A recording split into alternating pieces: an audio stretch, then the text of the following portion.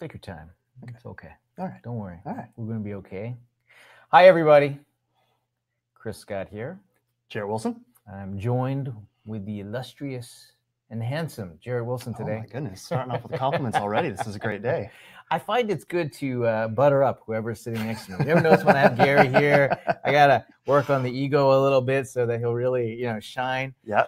We are here for today's member training, and I'm excited to reintroduce you to Jarrett, because Jarrett, actually, you joined us on our member training for December of last year, and we shared with everybody some really good tips on how to go about producing, getting started producing video. So we today are going to be changing the context a little bit. I want to talk about video, and we're gonna pull a lot of great information out of Jarrett today. I've got a great outline of stuff we're going to share.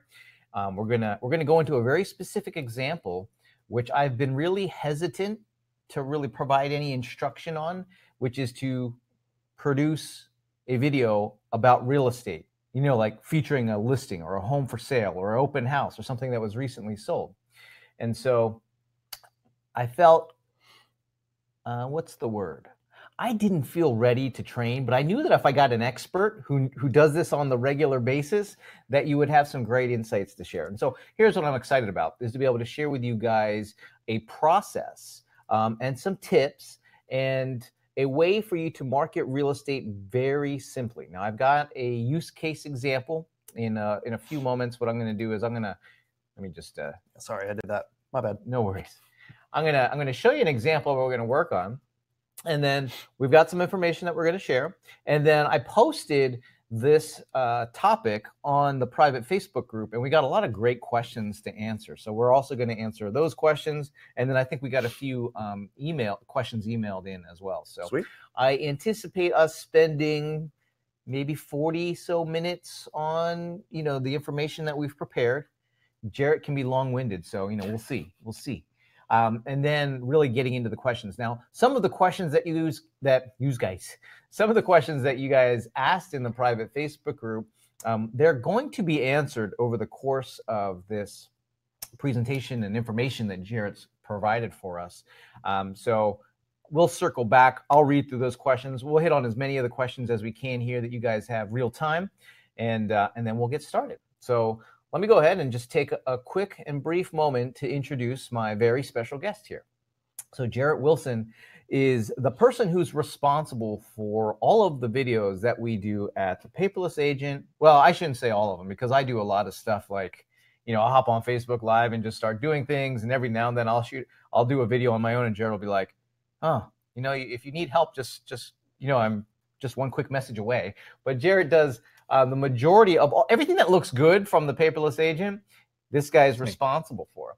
And then all of the stuff, I think almost all of the stuff that, unless, again, Gary and I are doing something off the cuff, if we're walking through a property or something like that, Jarrett will be the one who goes out to our listings and to the properties, and he will film the videos. And so he'll not only film it, he'll edit it.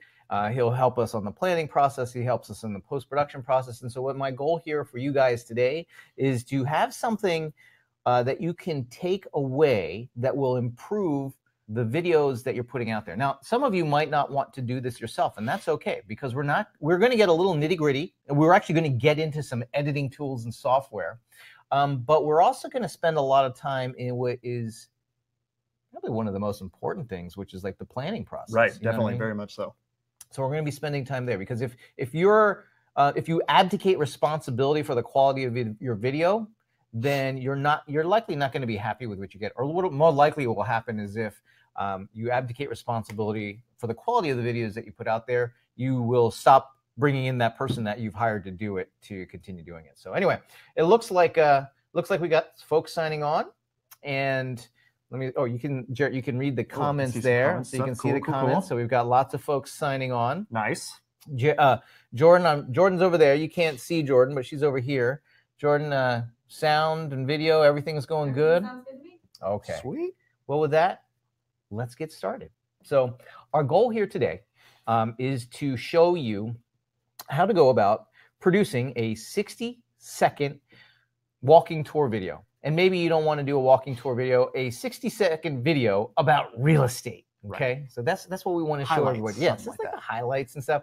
And what's interesting is it's easier than we think it is. In fact, when I posted in the private group, one of our group members, Jason Ryer, shared a video that he produced, and it's awesome. It was really good. Yeah, I encourage you guys to go check that video out as well. That's another great example of doing one of these videos. So here's what I'm going to do. I'm going to take a little bit of a risk.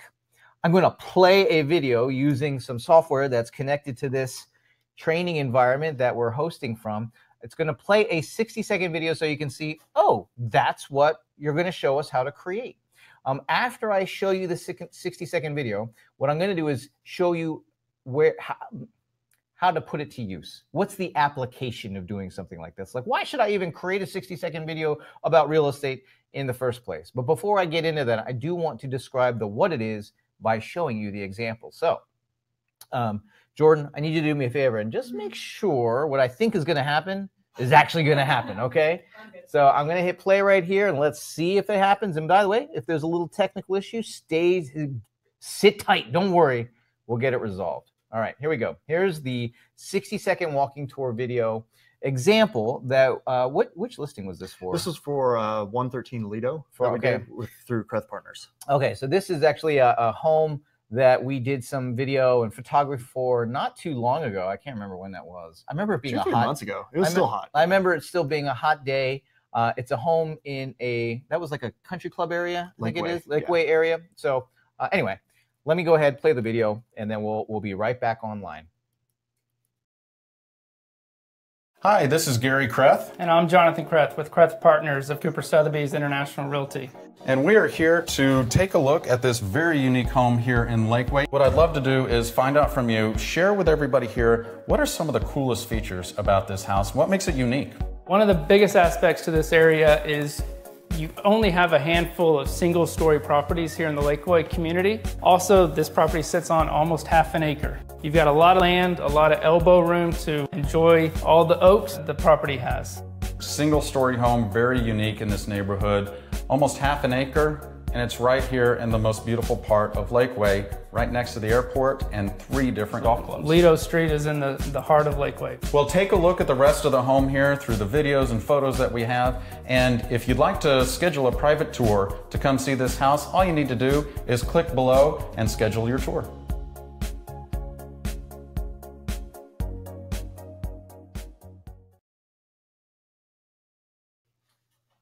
Okay.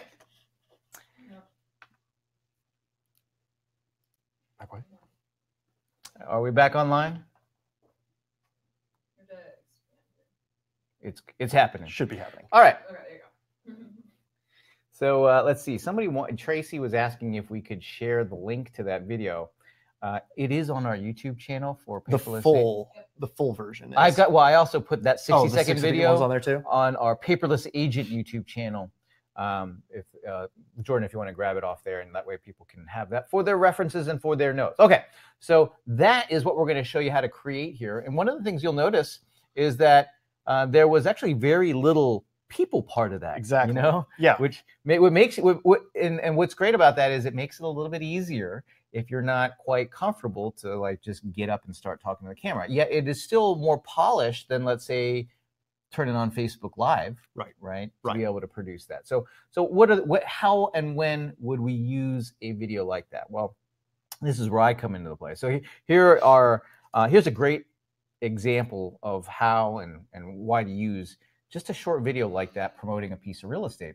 And so what I have found is that, it's great for putting on social media, right? But one of the things that I've done is I use it in advertisements for our listings, for open houses, for recently sold campaigns. And here's why. If you have a landing page about the property and you want more people to go visit that landing page, right now in my own ad accounts, what I'm seeing is that video is a more effective type of content to be able to get to engage that audience and then get them to go see more information about that listing. And so, whether you're using that to market a listing or recently sold or open house to prospective buyers, that's one way to use it. Or, and this is, I say, or like, actually it should be and with the priority on this next piece is I want to make sure everybody who's been to our website, everybody who's connected to us somehow through, our in our database, I want to make sure that they see us marketing this real estate often. Because when they see the video, because the video is more engaging, so they're more likely to pay attention to it going through their news feed or if they're on YouTube. And so they're going to see it, and they're going to see who it's from, right? They're going to see our brand. They're going to see Gary, Jonathan talking about this real estate. And so it really, we talk about being able to develop this expertise within the minds of the people that we are trying to attract. And this is a very effective way to do that. And so these are just a couple of ways in which we're putting video to work, because it's lowering our ad costs, it's getting in front of more people, and it's relatively easy to do, right? And that's what we're about to talk about, is how do we go about producing that. So Jarrett, you could have organized our talk today, and I'm going to try and guide us through it. Okay. So there's probably a bunch of things that we need to address. We're going to talk about equipment. A lot of people in the Facebook private group had questions about what equipment to use. Right, because obviously that can be a very, if you don't know what you're looking for, it's hard to get started in that. Yeah, and it can be expensive if you buy the wrong stuff. Right. And it doesn't need to be. No. The list of equipment that we've put together and that we have, which we went over more in depth than when I was on last time, but we do have resources for everyone where you can see all that equipment that we talked about. It's very inexpensive. It's basically based on how to walk out and do it with your phone, a microphone, and a small light kit. So we didn't want to do anything that was going to be too overwhelming now. But yeah, so we can jump. So we're gonna go over equipment. Then we're gonna get into this concept of storyboarding. This is really important. Storyboarding is the equivalent of planning your video. Now, a bad habit that I have is not to plan the video, and then we shoot the video, and then we have to keep reshooting video and more. We end up wasting a lot of time because I didn't really think through what we wanted to produce. And in video production, there's a thing called a storyboard. They've got a template that they use to be able to really think through your shots that you're going to do. So Jarrett's put together some resources for you guys that we're going to have you download here in just a moment. So we're going to talk about storyboarding, and which is the equivalent of planning. And so this is the planning part is important regardless of whether you're going to do this yourself or hire somebody, because you still have to think you don't want to necessarily, unless it's somebody that you're absolutely comfortable with, that you've worked with for years, you don't necessarily want to give them full free reign over making your video, because they might not highlight the specific areas that you want. But if you hand them a storyboard, you hand them a shot list, something similar like that they can use as a reference, so that way if for whatever reason you couldn't be there on the day of the shoot for some reason, then they still have a guide and know what you're looking to capture. So that way they'll be able to come back from after the shoot, you can review their footage, or they can go ahead and put together a rough cut for you, and you'll be like, oh, this is exactly what I wanted. So that way nobody is left with not getting what they wanted out of the project. Well, I think that's, if you're going to hire somebody to do video, being able to communicate your expectations of what you want is extremely important to getting what you want. So if you're going to hire somebody, the storyboarding process is essential for you to be able to communicate, here's what I'm looking for, here's what I'm looking for. Now, over time, if you're hiring somebody to do this for you and you build a good relationship, they'll kind of know, you know the types of things that we're looking for. So I don't have to go through that extensively unless it's something new that we're trying to do. And then, and then if I don't plan it out, then we sit there forever trying to figure out what to do.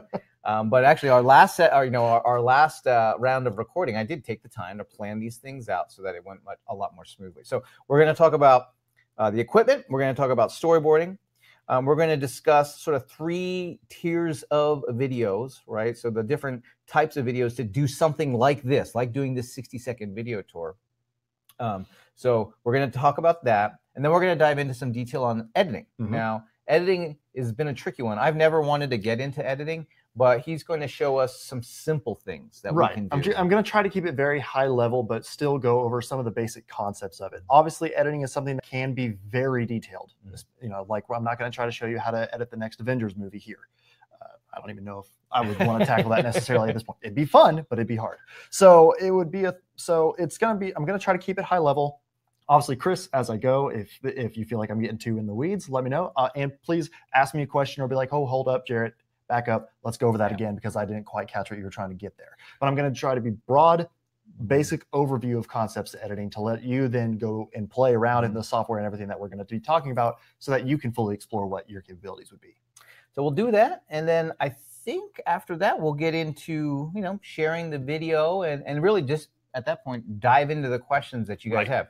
Like I said, I think on our private Facebook group there were a good 19 or so questions, maybe 15 if you synthesize them, and then also a few more that were emailed into us. And of course you guys are going to have questions here. So with that, let's dive in. So let's kick it off with the equipment list. Now we're going to do a little bit of show and tell here. So I guess we can. Do we have the equipment list? So yeah, I had it pulled up. I don't know. Since I restarted. I don't know if you have it, but I do know that we have the basic. Here, hold up really quick, and I'll pull it up. I have it, but I wonder maybe we could just pop it on the screen for everybody. Oh, okay. Yeah, we can definitely do that. But yeah, I brought most of the stuff that we. Okay, so the equipment list, and this is actually you may have come across this equipment list if you joined us in December. And Jordan, did you drop the link into the equipment? Okay, so that's the equipment list. I think that's actually all the Paperless Agent recommended equipment. What we're going to zero in on is the video/audio equipment section. And it's a couple of different parts. We've got lighting, we've got audio, we've got gear, and editing tools. We talk about the GoPro, which we won't be talking about today. Not today. And some webcam stuff. So let's start at the top because lighting is very important to producing a good video that looks professional. I think, lighting and sound are the critical parts, right? Right. But lighting is the difference between it looking professional and it looking grainy and not professional. So we go again, just since what we're wanting to focus on today is more of on the editing side of things. We did go super in depth into lighting procedure, lighting techniques, and then setting up your shot and all that in my last coaching session that we did. I think it was December 6th of last year. I want to say. So if you want to go back and really be able to dive into that, but we still need to lay the groundwork here. So again, we're shooting for simplicity. We're shooting for ease. We don't want you to have to, unless this is your thing and this is what you really want to do, dive into a huge equipment list. So the first thing we have on there is for a simple, small little light. It's the Neewer CN126. That guy right there? It's this bad boy. So I've got on a light stand, which we also have the link in the recommendations list for this light stand. The light stand, I want to say, is $17-ish around there. The light itself is $36-ish around there. $36, check Amazon. $40. But basically, the nice thing about it is it can be mounted to a light stand, or if you are using a DSLR or anything with a hot shoe mount or just a mount on top of it, you can, if I can unscrew this quickly, there we go. It can just slide into the top of the camera, so it can be camera mounted as well. So now, for using this equipment, you can remember the context is we're going to be viewing a home, right? And so when I'm not using this to show, I'm not like flashing this light around. When am I using this? This is for when you're filming yourself. Gotcha. So like in the beginning of the video that we showed, or the one that Jason Ryer, I believe was his name, posted in our Facebook group when we were talking about this. At the very beginning of his video, there was a shot of him talking, and at the end of his video, there was a shot of him talking. That's when you would use this, because you're going to use this to light your face, and it gets pretty bright. It's probably going to. Hey, I'm blind, but now you see how bright this gets. And it actually works really well. In the video that we showcased, whenever you did see Gary and Jonathan in that video, I did have this mounted on top of my camera, so it was at least illuminating them. When you shoot a house and you're going through and doing one of these walkthroughs, you want to have the lights on. You want to have windows open, so you're getting a lot of light into it. And so that way you'll be able to have all this some better lighting, and it will look better, because it is a little impractical to haul in enough lights to light it like a professional film set.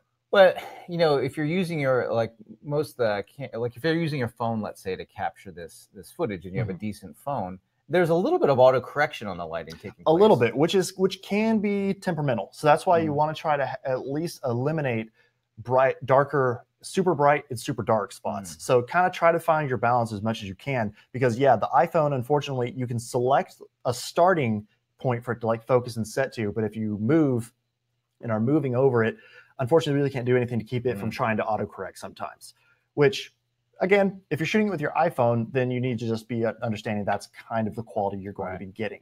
If you have a DSLR, such as like the Lido video was shot on my Canon 70D, which any modern DSLR that has the function for video to be able to set manual settings in it, you'll be able to counteract that because the camera's not going to auto change things unless you have it set for the automatic setting.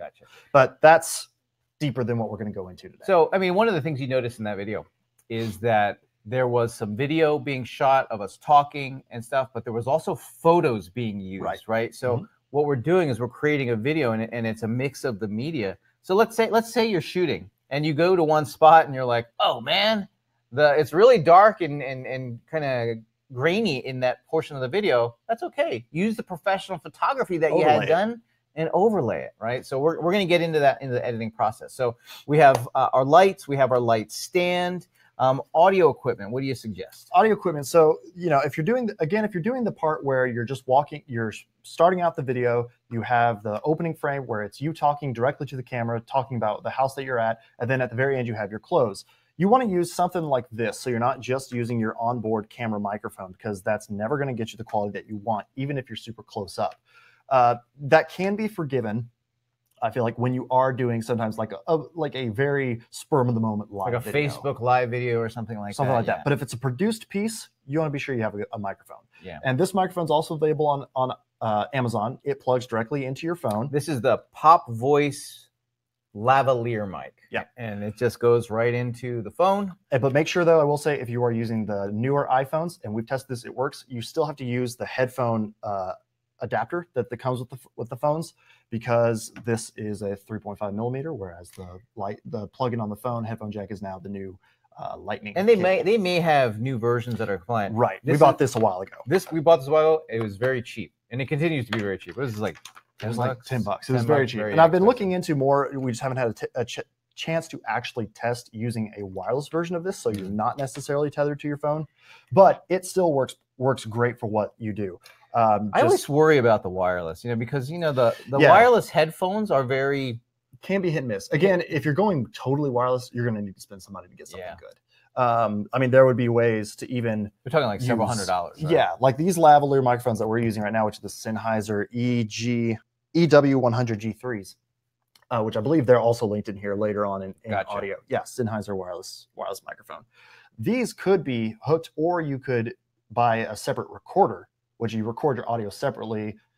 There's different ways we can get around it. But that, I feel like, for what we're trying to do today. Well, yeah, just shooting a 60-second video, I mean, you get the light stand, you're using your phone, you've got a lav mic. Now, in terms of we have, really quick, I did add in there now, a new one from last year, is an actual standalone tripod. And then also there's an adapter to be able to set your iPhone on this stand. So you're not trying to always shoot it with your selfie stick or a gimbal. Gotcha. You can actually set up your thing on a stationary shot, position yourself, frame yourself, and you're good to go. So another equipment piece they might want to have for filming the home itself might be like a stabilizer, right? So the smooth stabilizer might be another equipment piece. And what that does, I actually had one here, and then Gary took it home or something. I can't find it. I was like, hey. So anyway, it's just something that you rest your phone in, and it automatically makes the adjustments for you so that it stabilizes stuff, which would be cool. Not so much when you're shooting yourself, although I guess if you're doing a handheld, that's nice. Yeah. But also as you're filming, if you want to film portions of the rooms and stuff like that. Right. So I do see a couple people saying that the light and microphone both work great. So that's great. So, Lisa says there that it works lovely with the Galaxy Samsung. So that's good too.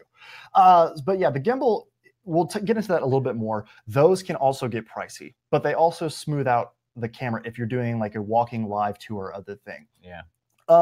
And then we'll get into editing software, I guess, later on a little bit when we get to actual editing topics.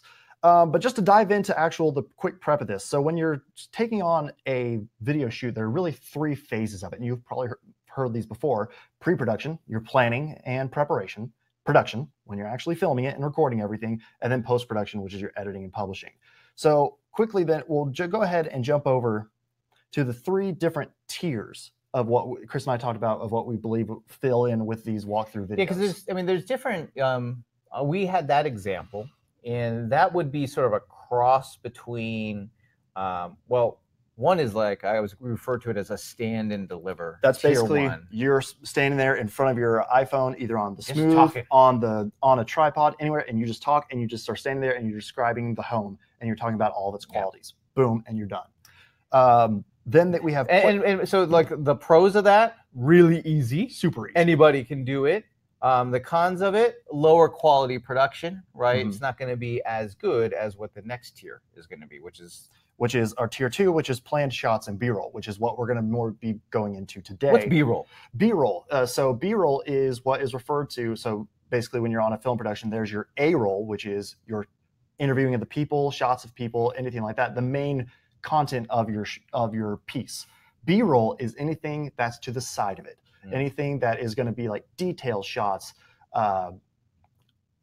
pictures, anything like that, that is basically used as a aid to the main content is what you could call That's B-roll. funny. I always, for some reason, I didn't know that's what that was. I didn't know there was an A-roll. Yeah. I always thought B-roll was connected to like a B movie. No.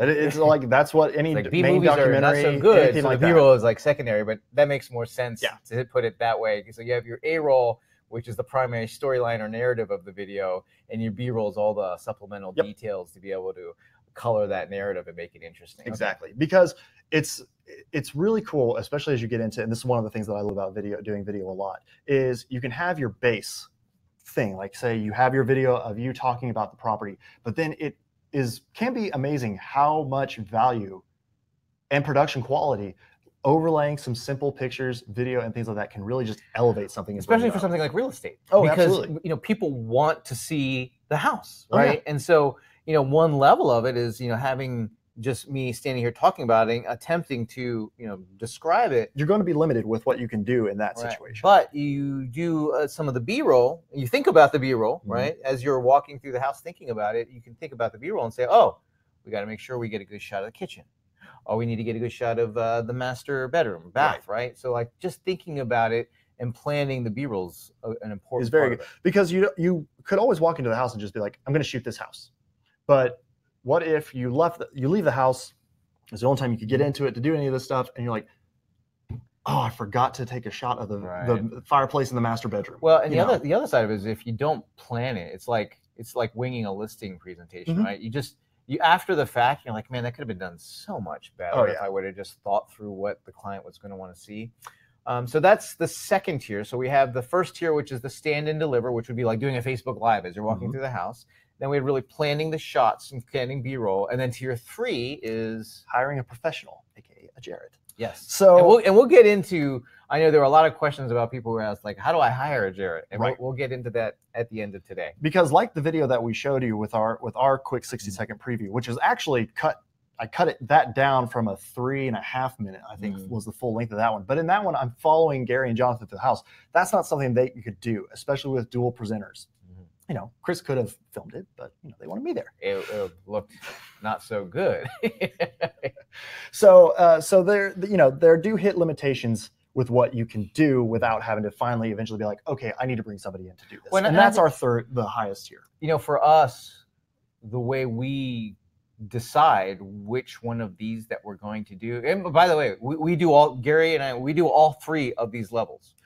It really is the price point of the listing. Like if we're like, okay, the price point of this one, let's bring Jared in. Sometimes we'll be like, okay, this was an investment property. Gary, just go take the gimbal out, go take the smooth out there and go shoot something, right? Because it's just we can't. The economics aren't behind it. Nor is in some of those investment properties that we might be selling, it just doesn't look that great. It's not like the same. You don't want to have the high quality production. A little bit of grainy might be good to cover up some of those blemishes. Exactly. So those are the 3 tiers that we'll be going through. Like I said, today we're going to mainly be talking about the tier 2, which is planning shots and B-roll. But the nice thing is you could even film a video in the whole way doing like filming you in the tier 1 way, but then you could still come back later and add B-roll and other shots on top of it. Say once you got professional photos from the photographer who took pictures of the listing, or if you did have a videographer come in and shoot some stuff, you could get their footage and then overlay it on your own. So those are the 3 tiers. Again, so pre-production is going to be your writing, your storyboarding, and your equipment prep, making sure your batteries are charged, memory cards are clear, you have enough space on your phone if you're shooting with your phone to be able to do that. For what you would need, though, I would imagine if you keep your, most phones now have the 128 to even higher gigabyte storage capacity in their hard drives. You're gonna have to be shooting for a long time. But you also understand you have other pictures, videos, apps, and all that other stuff on your phone too. So just be sure that you have enough space to do what you're wanting to do. let's get into the storyboarding section. Cool. Okay. So I'm going to go ahead then and I'm gonna share your share screen. my screen because I filled out and completed a template here. So the storyboard, this is how you plan on producing a video. This is how you communicate if you're going to hire somebody, what you want, or for yourself, so that you don't get there and leave there and be missing things. A very effective way for you to be able to plan this. So here's what we did. This is the storyboard. You recreated this after the fact, so it looks prettier. Right. But this is the storyboard for that video that we shared with you earlier. And let me see. Is there a way to like zoom this in? Which you can do here. I'm gonna do a little quick assist here. We'll do this. We'll do this. There it is. Okay, cool. Hide that, and we can actually probably zoom in a good even further if you want. Yeah, I'll mess around with it. I might let it. Okay, but anyway, so here's the storyboard, and we provide links. You know to what? all this Actually, stuff. I have I'm gonna share the. I have the ability to share the file. So I'm gonna share that file with you guys so that you can look at it. So that say whatever one that I actually, because I made a very quick one. It's not as pretty. So that was actually the actual full file. I think this is the sample one here. Okay, well that's good then. So they could have that pulled up. So hopefully that's pulling up. I don't know where it would show up. Does that show up somewhere over there, Jordan? The one that I just shared? Yes. Very large. Huh? Very largely. Where? On the chat section. Oh, it's in the chat cool. section. I'm curious. I want to see what that looks like. I've never. Might not show us since we're the. Oh, cool. There you go. Sweet. All right, so you can download that, and that's going to be and it's what you're looking at right here. So let's talk us through the different parts to planning and doing a storyboard, and we'll use this Lido as the case study for it. So basically, with every story, because that's what you're doing, you're still telling a story, even though you're providing information on a listing. You're still telling a story. So you need to have your beginning, middle, and end. Your Act 1, Act 2, Act 3. And so basically that's what you're setting up here. So in shot number 1, you see I have the logo of Kreth Partners, and you have notes under there, open with logo, start intro audio, and music. So intro audio is Gary saying, even though you can't see him, you hear him saying like, hey, this is Gary Kreth, and I'm Jonathan Kreth, and we're here at this beautiful home out in Lakeway, 113 Lido Street. Gotcha. And that's what you're hearing. And so then, you're literally thinking through the first few seconds of what's going to take place. So right. It's not like, oh, let's do, no, it's like, all right, from the viewer's point of view, the first few seconds are going to be, and then bang. Right, because you can overlay and show images of your house. And so like the second shot, as you can see on this example here, shot number 2, the one in the top middle, is the outdoor image of the house, because now that's our establishing shot. It's showing where we are, basically. And so we used a photo for that, right? That's actually Gary's drone that we have. Oh, we had a little bit of drone on that one. And so you got, again, in my notes, outside view of the home, audio, Gary and Jonathan introing the house still, and you still have your music. Then shot 3 is when we actually see Gary and Jonathan for the first time. I still consider shots 1 through 3 the introduction. And if you watch the video, that is where this all is still in the introductory, talking about where they are, talking about what their goal for the day is. Excuse me. I think that's, I think one of the things without doing that planning is if you don't have the effective context of the story set up for the viewer, they are going to say to themselves, what am I looking at? And then the problem is they stop looking, right? So right off the bat, they know who's talking. They know what we're talking about. The photo, the home, the outside of the home tells them, all right, here's these guys. Here's what they're talking about. Oh, look, there they are talking, right? So now all of a sudden, if you think about the story that's going on in the mind, because you want to plan this. If you don't plan these things, it equates to confusion. And in any kind of marketing, confusion equates to lost viewer, lost reader, someone who's just not going to pay attention to what you have to say. So all of a sudden, we've got appropriate context because they know who's talking, they know what we're talking about, and then we get into the meat of what we're talking about, right? Right. And so then if you look on this, I shortened this just for clarity's sake, but the next one at the bottom left says shot number 4 through 12. Because if you watch the video, there were 12 photos of the house, or 12 videos or photos of the house that we then showed over Gary and Jonathan talking as they were giving the more intricate details of the house. So we were planning on them talking, but then showing that B-roll, essentially. Because again, if you're looking at it from the tier 1 stand and deliver standpoint, it's just you sitting there being like, this is a beautiful home, sits on 1.5 acres, it has 3 bedrooms, 2 baths, and a great living room area for perfect entertaining. That's cool, just looking at me telling you this, but you can use B-roll, photos and pictures, to show that, which then just adds more more emphasis. Gary always tells everybody a master salesperson never tells somebody something they can show them. Exactly. And in this case, because you've got the visual media available to you, Why not? You can talk about it, or you can just let the visuals speak for themselves. Now, this is an important one. Is you probably have to have seen the home in the first place, but it's important to think through what B-roll you are going to want to share, because you don't want to just show up and say, all right, let me just start filming stuff. You want to like, all right, I need to get that master bath. That's impressive. All right, I need to get a shot of the backyard. That's something, so you want to be thinking about what those highlights are, and this is the place that you think in advance, what do I want to get those shots on? Because if you're planning in advance too, and let's say you've got your phone and you're filming this stuff, right? Or you got your smooth out, or you've got whatever you're using to capture the footage. Now you can capture it and then actually look at it and say, that's a good shot. I like that. As opposed to just grabbing stuff without any idea, and maybe I'll stitch it all together in the end. Not nearly as effective as just taking. I mean, how long does this take? 15 minutes to be able to plan so that you can save hours of time. And it really can sometimes be hours of time. I did see a quick question. Somebody said they just tuned in and wanted to know what B-roll means. B-roll is any of the photos and extra photo and videos that you're going to use to supplement the main message of your video. In this case, you talking about the home. Gotcha. So you're going to overlay any other photos and videos that don't have you in them on top of it, like we did in our example video here, showing shots of the empty houses and rooms and all that stuff. So that way people can know and understand and get a better idea of what you're talking about. Then finally, we have at shot 13, we have Gary and Jonathan in the kitchen. Notice they're moving throughout the house. Now in the full version of the video, you see them coming in the front door. They talk in the entryway, then they move to the living room, and then we roll over and start showing more B-roll things.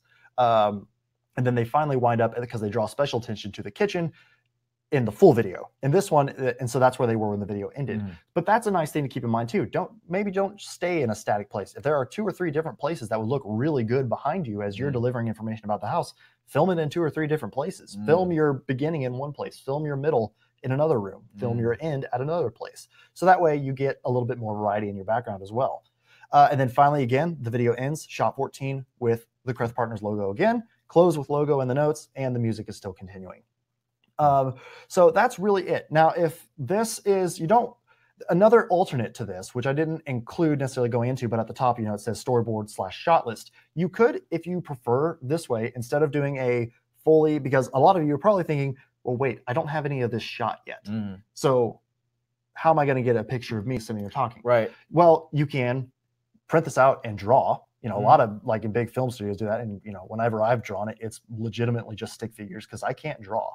But so you can do like that and then still supplement your photos and videos if you have those already. If you don't have anything and you're like, I don't want to take the time to figure out how to draw, just make a shot list. You know what the house is. Maybe you visited the house already. You can go in and be like, okay, I definitely want to hit the living room. I definitely want to get the master bathroom. I want to shoot my intro on the front porch, different things like that. And it's just a categorized bulleted list of what you want to get and what details you want to highlight. So that way, as you're going through the house, you can be like, okay, cool. Got that one, got that one, got that one. Good. That can work just as well as a storyboard. You don't have to use this exact I think if you're just getting started, or especially if you're communicating with, someone who you're going to be working with, the more detail you can go into and put onto this, even if it's stick figures, right? What you're trying to do is to be able to visualize, here's the output that I want to have. Because when you visualize that output, instead of just sort of figuring your way through it,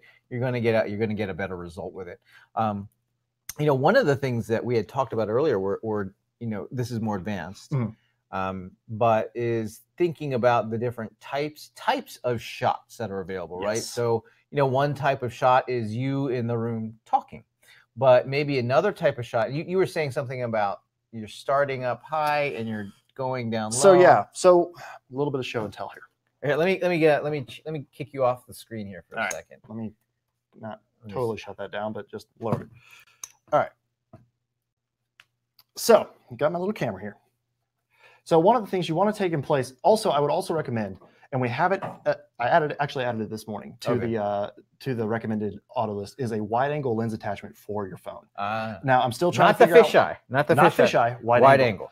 And I'm still trying to find a alternative. This one are specific iPhone only, but I'm looking for one for Android to update, so Android users won't be out. Is that the Ollie clip? I used to have an Ollie clip. No, it's like Sandmark is what it Sandmark. is. Now it's expensive. It's like $90 for the attachment, but they showed like demo videos of it. It's really nice. I have to buy one because the thing is, and you can see this, the wide angle just shows off so much better of the room. Now for this demonstration, because I didn't want to put a huge lens, this is actually not a wide angle lens, but some movements to take into account. You can just show a steady still image of your room. That works. That's totally fine. But you can also say they have a very nice light fixture. Stand in like a corner of a room so you can see more outward into the whole house, into the whole room. Maybe start with it angled up at that light fixture and then do a slow pan and tilt at the same time until you come to a more level shot, and then just continue with the pan. Now, note on that, so it just adds just this nice little smooth movement that showcases a lot more of the room than just a still stationary shot, or even sometimes a photo. Can you use the smooth for being able to do that? You can do that. Yeah. So like that smooth would work too if you're on the thing and you don't have the tripod. Yeah, because that will stabilize. That'll smooth out the movement of it for you. And then obviously too, straight pans, great. That's an easy one you can get just on the tripod, right? Yeah. Like you just turn it. Just turn it slowly. I will say as a tip, go slower than what feels natural, because it will always look it will look faster on the actual make people video. dizzy. Yeah, because you can be like, oh yeah, that's good. That's good. That's way too fast. Gotcha. Like it honestly needs to be. So you're just really super slow, super careful. And you can, your tripod will have ways to tighten it and make it easy to help you have a bit more control. Now, I will say, you don't have any of this stuff. You don't have the smooth. You don't have the tripod yet, but you want to go shoot something tonight. Here's what I can say to try. If you're going to use it and you're going to use your phone like completely handheld, this even works if you have a DSLR and you don't have any of this stuff too. Keep your arms and everything, just keep it tight to your body. Don't be putting this way out here like this. If you're filming a room, I'm not in there. If you're out there filming the room, try to keep your body close and tight, because you'll maintain more control this way. Have one hand gripping the side, one supporting the bottom, and then pretty much you're basically going to like rotate. Use your torso. Use your body as the tripod. And it will not be perfectly smooth, but it's going to be a whole lot smoother than you just sticking your arm out there and moving it around. So something to keep in mind there. I thought of that. Makes sense though. I mean, when you're learning how to like shoot a rifle, usually you want to have like 3 points of contact kind of thing, so that you're just stabilizing, so there's not the shaky movement. So if you can pull this in, if you pull your elbows into your torso, you're not relying on your hands. You're just you're one unit moving around. Exactly. And we'll get into a little bit in the editing. There are ways in some software to actually apply an image stabilization, but you never want to rely on that as your end all be all. We did see. Oh, thanks, Rick. Actually, he answered it already for about the camera that I was using, the Canon 70D. Yeah, right here. I actually got a new one, but it's a little bit.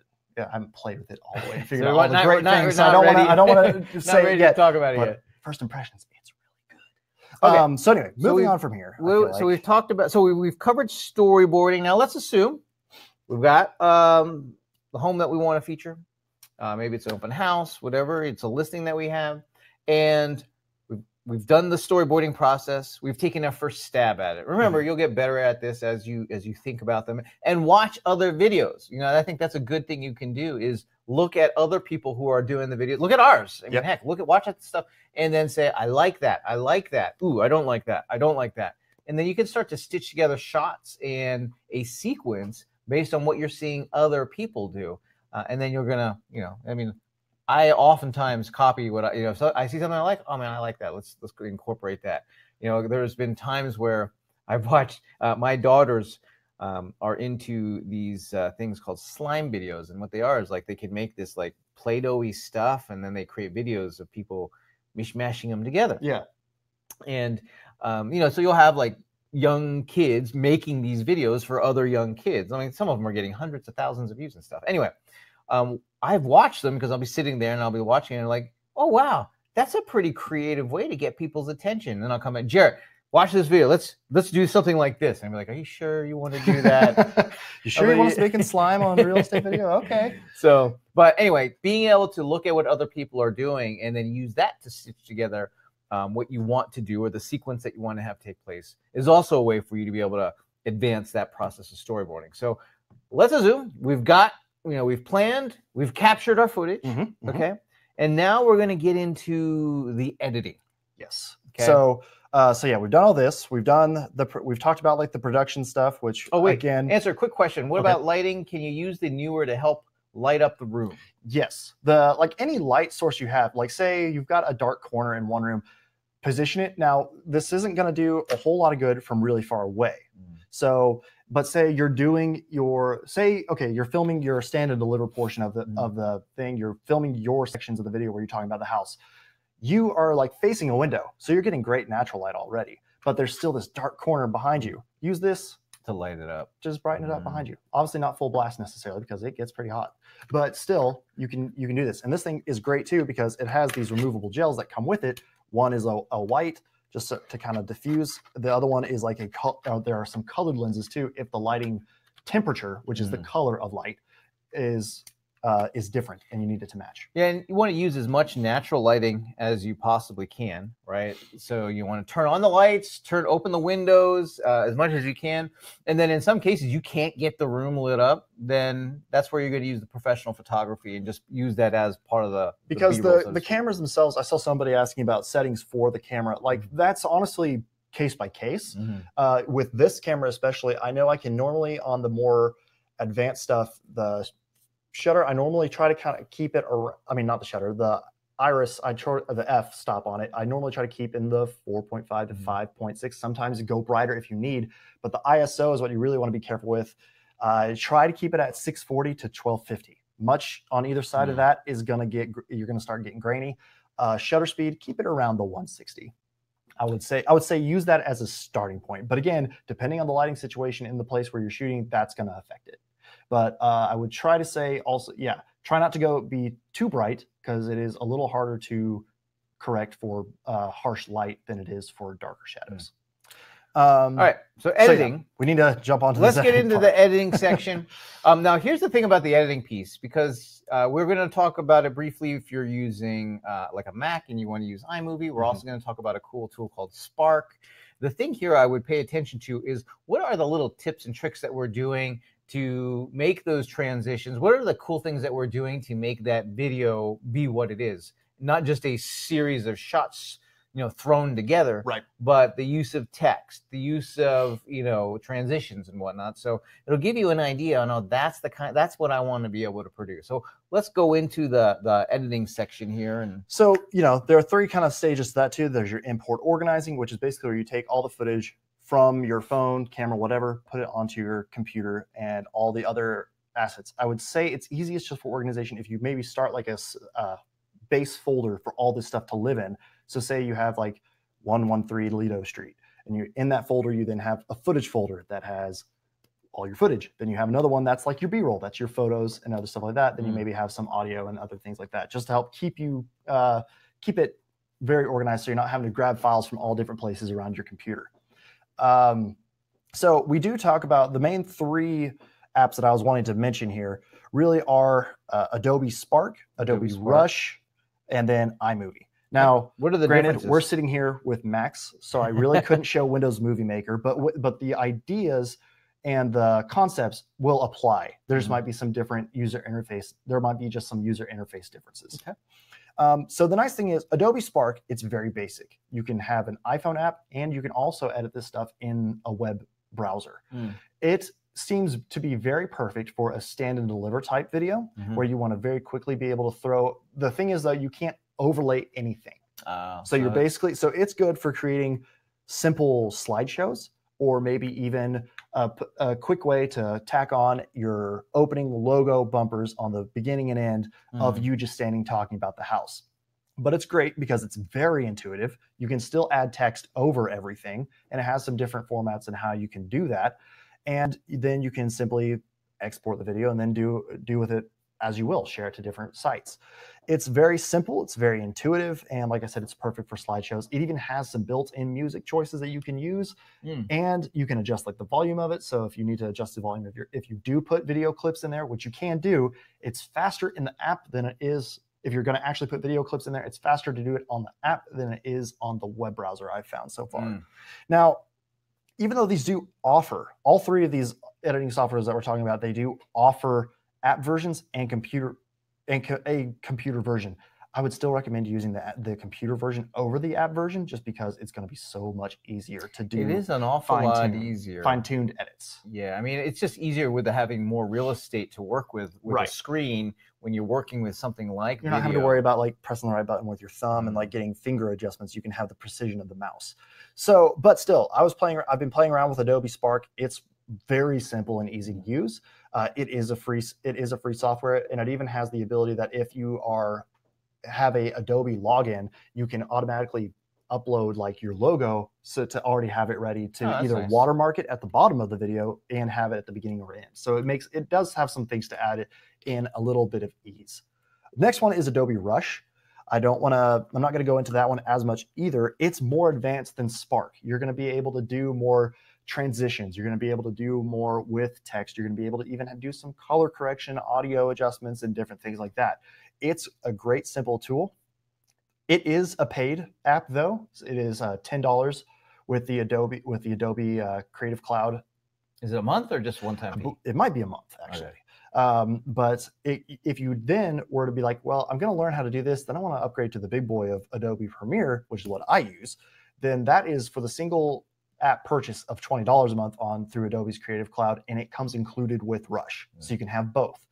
Adobe Premiere can open Rush projects, even ones that you made on your phone, and Premiere Pro on your computer. So it has a lot of great workaround if you just need to get something, maybe throw like a quick cut together while you're at the house, and then you throw it on your computer to then fine tune. Gotcha. iMovie is very similar. That's the right word. To Rush, in that it also has an iOS app for your phone. And then it also has the desktop version that you can use on your computer, which is what we're going to be talking about today. And it's free. That's free. It's free. Right? Just like a Movie Maker. Just like with on PC. And all that. For if you're using a PC, the Windows Movie Maker is also the free version of it over there as well. And also there are like you can look online, you can find others. These are the ones that I have played around with and I like. Gotcha. I was messing with one that I was thinking about doing, and it was not good. It was not great. I think we were looking for simplicity. Ease, simplicity. We'll trade off the powerful features for just, hey, how can I produce this with relative ease and simplicity? And so it's just the nice thing about it is, so this iMovie then too is, like I said, it's very simple and easy to pick up and learn some cool tips and some cool tricks to be able to do some things. It has some nice features on it as well. And then too, if you decide to move up to the pro apps, you can buy Final Cut Pro, and you can then open your iMovie projects in Final Cut Pro to even get way deeper and involved into this software. So we'll move on from there. Basically now what I'm going to do, I'm going to take back over then, and I'm going to show the iMovie timeline that I created for the video that we showcased at the beginning of the presentation. You get to see what the project looks like in terms of, that was the output, that video that we shared with you earlier on that 60-second walking tour video. And then here's what the project looks like. Right. Gotcha. Juanita Cobb says, Adobe Premiere is $20 a month. Yes, it is. You can also buy the full suite for $50, which is going to give you a ton of programs. Like you're going to have Photoshop, Illustrator, InDesign, which you might not ever need, but for $30 more and you have all this accessibility, that's what I use every month from all my stuff. Okay, so if you're looking here, this is iMovie, what I have pulled up on the thing. So you can see in this portion of the screen right here, this is the clip bin, basically. It's where it holds all the media for the project. So this is the videos and the photos that we were going to use. Right. Which you can see the photos, they have the little camera image there in the upper right corner. Okay. Everything else is just a video clip if it doesn't have that. Now, this is where I have to kind of train myself to use this as opposed to Premiere, because like my first impression is I want to organize all this. iMovie doesn't quite allow that level of organization. It's just going to have everything thrown in here. I believe you can choose. Nope, you can't. Let me see. You can at least favorite some things and do some other stuff or reject clips in here. So that way you can like cull through some of this stuff if you haven't done that already when you were looking and importing and organizing all your footage in the first place. But so you can see, this very much follows our storyboard that we had laid out. We have the Creth Partners logo here at the beginning, which there's a little bit of animated in. Sorry, this isn't going to play super well being screen shared through everything, so I'm not going to actually play, just going to skim through. So we have our Creth Partners logo there on the left side of on the right side of the screen. That's showing where we're at in this timeline down here. So we have the beginning shot, our shot 1, which was the Creth Partners logo. Then we move into our shot 2, which is our drone shot. And then we see here, we've added in this little bit right here. What I've highlighted is a little text box just to show the address of the house. So give some context again to what we're looking at. I think it's helpful. I saw one of the questions on the private Facebook group was, should I include captions or not include captions? Now, it's probably easier to include captions of the full video at distribution, like if on YouTube or on Facebook or on those hosting platforms actually have an easier way to produce the captions. But putting text in the video itself is a way to really make it engaging. So just dropping the address, for example, all of a sudden it gives the viewer context. Also, if they're viewing it on a mobile device, now they're able to receive value because they have more information about what they're looking at because there's text over that. And you'll find that more and more. And why I would even say captions aren't very necessary is that so often videos are being viewed on a mobile device, and they're being viewed not at a place where someone has their headphones on and doing this, but rather they're standing in line at the grocery store and they're scrolling through Facebook or whatever. And so that is often, they're not going to have the sound on, right? So planning for sound being off is a good way. I feel like is a good way to go because you're going to keep the viewer longer at that point because they're going to get more value out of the view. So we've had a couple questions on the text here, so I want to ask that. So let's see. Oh, Pam says, what do you use instead of iMovie if you have an Android? You can use Rush. Rush works both on Android and iPhone. Adobe Spark does as well. Adobe Spark does as well. So you can use those. And then let's see, will it permit you to place text where you want? So in iMovie, you can click on this titles up here at the top, and it's going to give you a ton of different options here of where you can do your placement and even some effects that will add in. So they give you tons of different options that you can mess around with. The one thing I will say, because I don't think, no, not in this one, it's not going to let me jump around and actually manipulate where this is on the screen. Lower third, which is what this one is called, is actually a very good placement for a lot of this stuff. Just be sure that you don't put it in somewhere where the text is hidden. You can then, I believe, go in and change the color. I mean, that would be a very basic thing that would allow you to do. Let me just see if I can find the right button here that's going to let me do it. Whoa, God, there's a lot of stuff happening. Okay. That's the one thing I'm not as using with Premiere and everything with the active timeline where it just scrolls through everything. That is a little bit, okay, it's not wanting to let me do this. So let me look at this a little bit. I don't want to take too much time doing this, but that should, oh, there it is. Okay, so there it is finally up at the top here above the preview window of your video. You can change your font. You can change your color in this little box over here. You can even bold, italicize, center justify, change font size. All that stuff is there. So this is, again, with our storyboard. This is our shot 2. Then we have our shot 3, which is Gary and Jonathan in the house doing their initial introduction to the house. And then here, what you can see here in this top layer right here is all of our B-roll. You can see the A-roll down underneath, which is Gary and Jonathan going through the house. But then here's all of their B-roll, the B-roll of all the pictures, which, referencing back to our storyboard, is shots 4 through 13. So basically, the way this is organized is that the media that's at the top is what shows at the front. And that's why when you're going through the B-roll, right, like it's showing, so as they're scrolling through here, they're seeing Gary and Jonathan because there's nothing on top of it. You know, if you see the stacks of media there, but if you move over here, all of a sudden it cuts the B-roll because even though that other footage is still running, what they're going to see on the screen is the stack of images or videos on top of that. So that's how it's organized, right? Now with iMovie, something you have to keep in mind is you're limited to 2 tracks of video. So you do have to kind of plan a little bit out in how you want to operate with that. There are some shortcuts. Like I said, these are sometimes, you know what I entry do? level things. So it's like there are some, like you can't put a transition in between all these pictures, which frustrates me. I wish I could.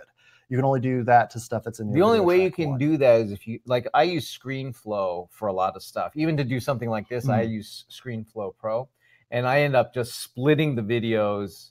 So the audio track's running the video. Right. I will split the video, drop the image in there, like, because you have the same limitation Which works. in ScreenFlow. So yeah, and so obviously one quick thing. Again, I'm trying to keep this level, not go too deep into this, but obviously you'll have from your clips a beginning point that you want to start from, and an end point where you want to end at. But then there's also the beginning and end of the clip, and those often never align in the correct way.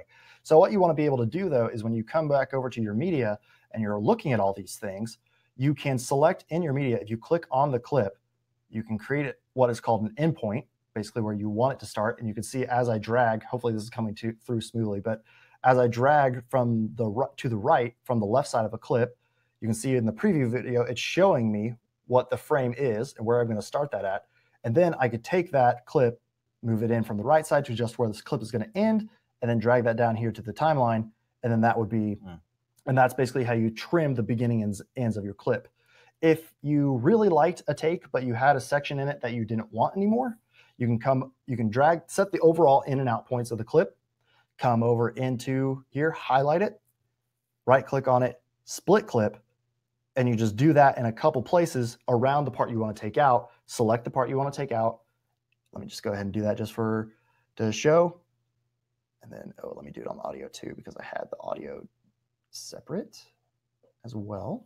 So this is if you have a part where you fumbled while you were talking and you would just cut that out, which I end up doing a lot. Right. Because So I then might you just start select it talking again. and then I'll forget what I was going to say, or I'd say a thing. Yeah, you just cut it out. All right. So if you mess up, you always got Command Z or Option Z, whatever. All right. So let's shift to Q&A, because we've now gone through the entire process of equipment, planning, getting the shot, editing the shot. Now I want to move on to questions, because we're already at the top of the hour and I want to make sure we can answer as many of them as we can. Can I do one quick thing?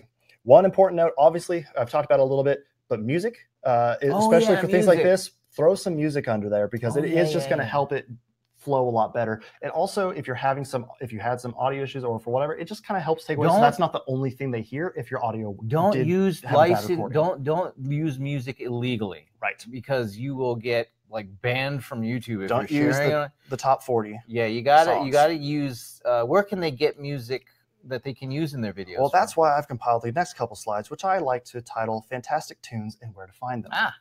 So you can go to free stuff from the YouTube audio library, which we have a URL there, which is youtube.com/audiolibrary/music. All this stuff is free for you to use. It's royalty free. Some of the songs may require you to give credit to the creator of the music, which basically means it has a little blurb that you'll just copy and paste into the description of your video whenever you publish it to YouTube. There's a lot of great stuff. This is actually what I use for a lot of the video projects we do here, and for a lot of my stuff, because it really is good stuff. Before, it used to be free music options were not that great. It's improved a lot. If you do, though, want to go to a step up from even this, I've used Premium Beat. They have a ton of great music choices that you can use there. It's a little easier to search and fine tune exactly what you're wanting to look for. But this is a paid site, so it is going to be like $50 per song. But it's also good stuff. But it also gives you, like in this image here, I don't know if you can see it super well, but it even gives you the option to have a 15-second version of the song, a 30-second version of the song, or 60-second version, or longer, depending on the length of the track. That gives you a little bit more options, so you don't have to worry about editing down your song at all necessarily. So those are two areas that I like looking at to find some music. But yeah. All right. So let's, you know what I'm going to do? I've got questions here. I want to answer some of the questions. I want to make sure we covered a lot of the questions that were on the private group from when we talked about them. So let me go through, and I just got pulled up on my page here. Oh, okay. Let me go over here. I think I can do it. There you go. I can. Okay. So first question, Carolyn says, was asking for tips for switching between front and back camera on iPhone while shooting.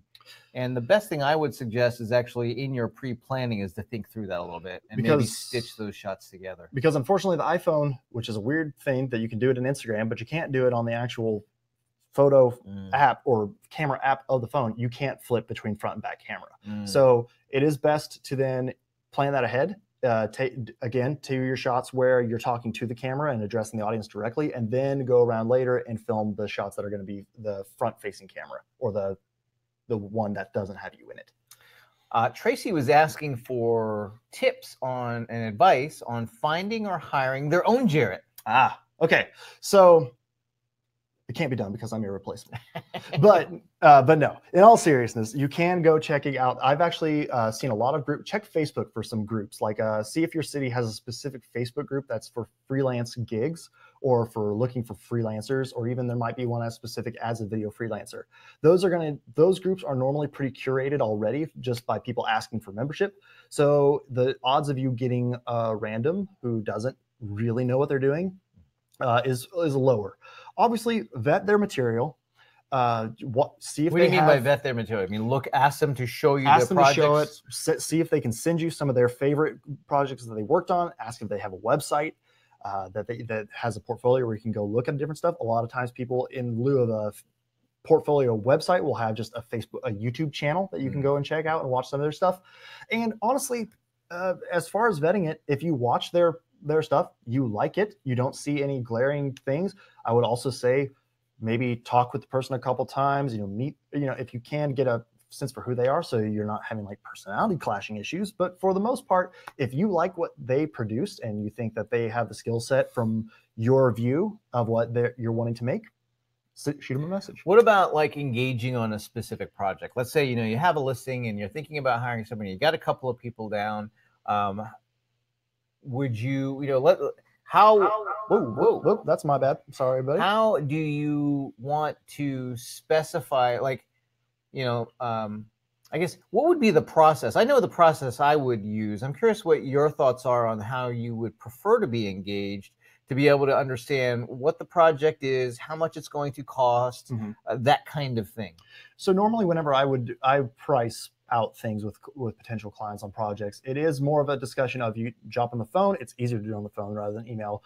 But jumping on the phone and just talking about them, what you're wanting to do. And then honestly, what I like to do is have some ideas in my head. So when I ask the potential video person. So in this example, I'm a realtor looking for a videographer.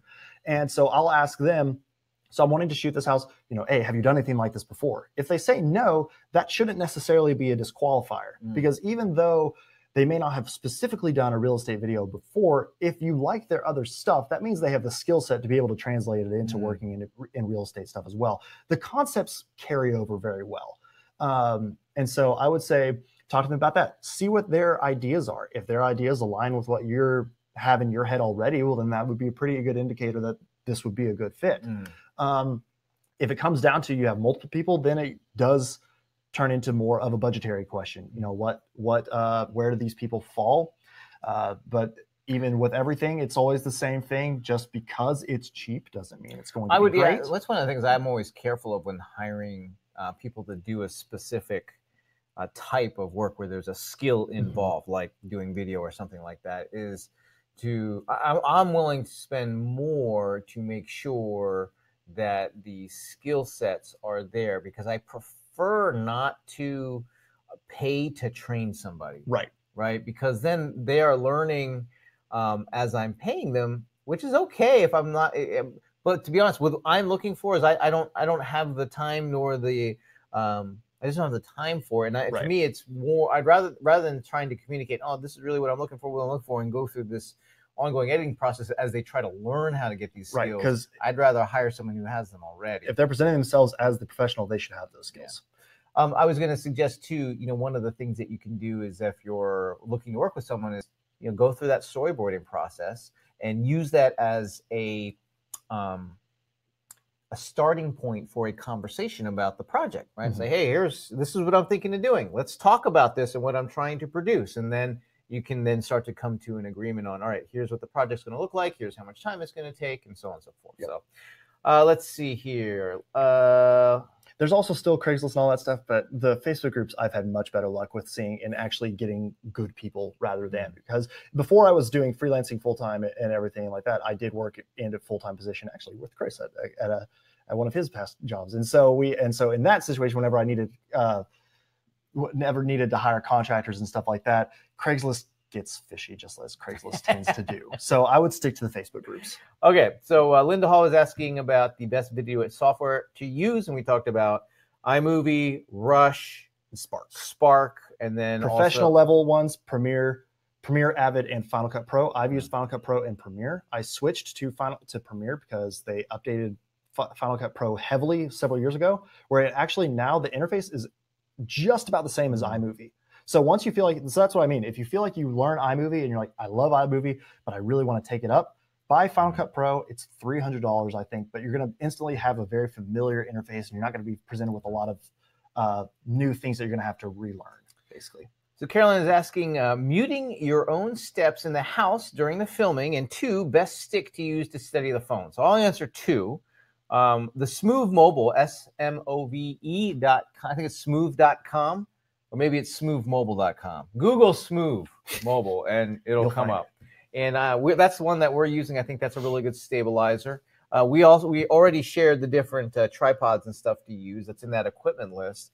In terms of muting your steps, I guess if you were using a lav mic, it might reduce it. Reduces, but also, you have to come a lot of times, depending on if it's a completely empty house and nobody's lived in it yet. And you can't edit that out. You can't really. Like, there are some editing tips, but yeah, I would recommend that. Just take your shoes off. If you're going to be doing a walkthrough of the house and you're wearing a shoe that has a louder heel or just the acoustics of the house itself. Go with the flats. Yeah, just either take your shoes off, walk around in your socks. Keep a pair of decent looking flats in the trunk, just in case you're going to do filming.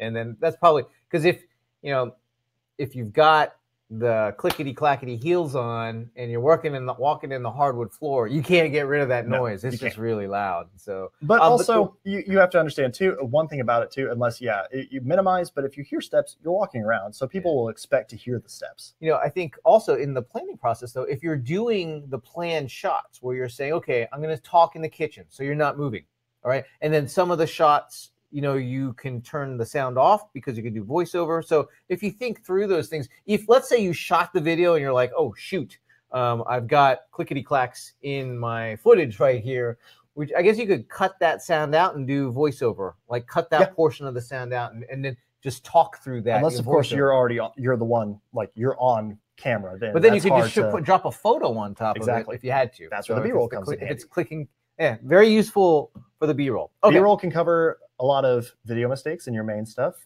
and then audio, and also it can help cover cuts, such as if you had a blurb that you messed up and you wanted to redo or wanted to take out entirely, you can use B-roll to cover the cut. All right, Tracy was asking about editing software as well as cameras, lights, mics, and equipment. So we talked about there in the equipment list. Jeffrey was asking lighting tips and what temp to set LED lights at. So basically, if you have a TV. Okay. So in this case, I was thinking about this one. Wait, let me see. Lighting tips and what temp to set LED lights for a camera on displays. Oh, so if you have a TV behind you, like we have here, what to set it at? So basically, from my experience with this, what I've learned works best is not necessarily trying to adjust the colors on the TV itself. Like, you can go into most TVs and you can adjust the red, green, and blue values. I wouldn't necessarily mess with that. What I would turn down is the backlight and the brightness of the TV. You need to light whenever you're doing video. You need to light it for the subject. So if you're in there, you need to light that. You need to light for the person. Make sure their skin tones. A lot of editing tools, you can go in and color correct, but also if you set this TV to match the lighting settings of everything else, but then you go and color correct later, then the TV colors is going to be thrown off. So adjust that so that way it's not blown out and you're washed out. And also make sure sometimes, depending on the shutter settings of your camera, that can also show like lines moving in TV screens. But you can also adjust your shutter settings to sync with that refresh rate so those lines go away.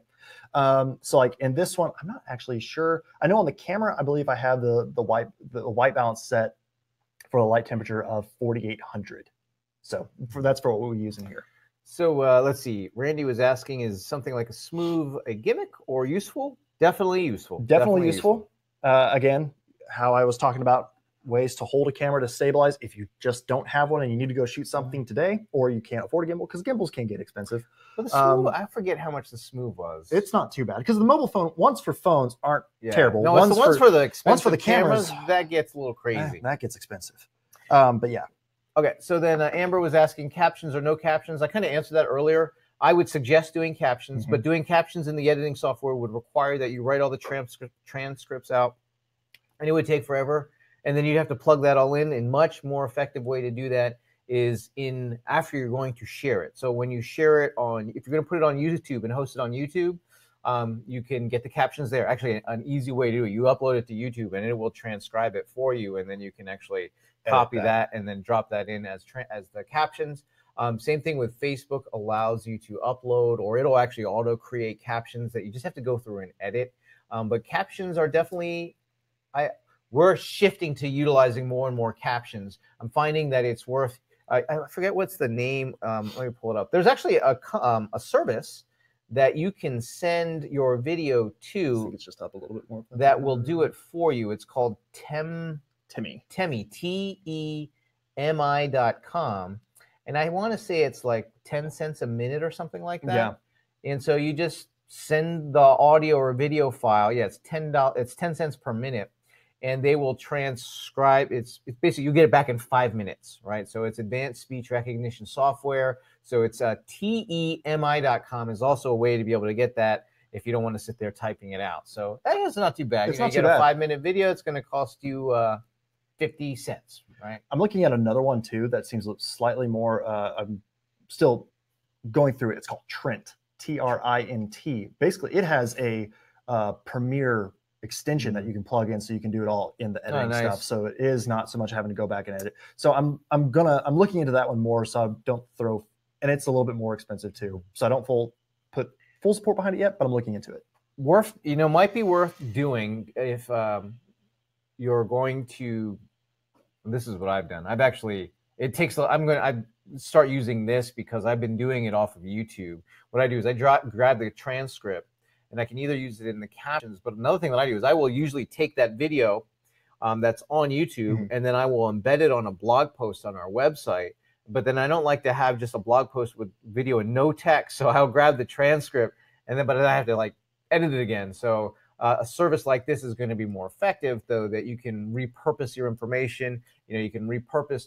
I try to get as much repurposing as I can in the things that we do, so that, it's just how we implement omnipresent marketing. If you're going to have it in video, why not have the blog, put it on social media, and put it in all these other places? So definitely yes to caption. Sean says, while attending an open house hosted by other agents or pre-construction condo, when to start the recording and what should be the main points of the recording? Second question, how do I promote an open house I will be attending to get potential clients engaged upon my visit to these homes? Thank you. So what I would suggest is, if you can, take a copy of the, I didn't share the blank template for that storyboard, so I'm just going to do that right now.